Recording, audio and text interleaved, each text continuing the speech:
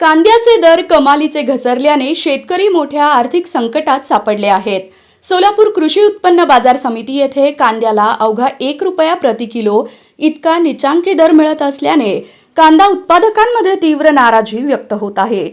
माढ्याचे शेतकरी सुभाष काळे हे शनिवारी चांगल्या दर्जाचा कांदा विक्रीसाठी बाजार समितीत घेऊन आले होते. मात्र त्यांच्या कांद्यालाही प्रति किलो केवळ 1 रुपया दर मिळाला. सुभाष काळे यांनी 2 एकर क्षेत्रात कांद्याची लागवड केली होती. बियाणे, खते, पाणी, मशागत यासाठी तब्बल 70 ते 80 हजार रुपयांपर्यंत खर्च झाला होता.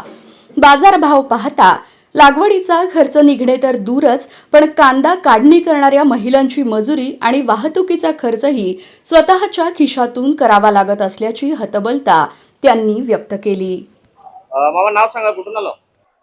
माढा तालुका उपवटेगाव. नाव काय? सुभाष काळे.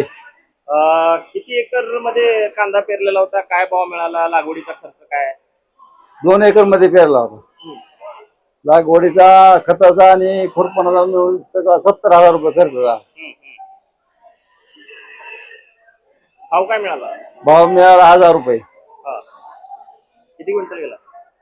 आता 30 क्विंटल गेला.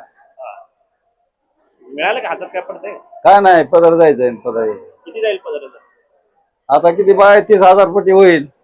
70,000 खर्च झालाय. कसं वरचे पैसे कुठनं भरायचा आता? कांदा निर्यात धोरण आणते की सरकार 12 रुपये? काय धोरण? नुसतं जे जाहीर आहे, नुसतं आमदार कुठं आणलंय त्यांनी.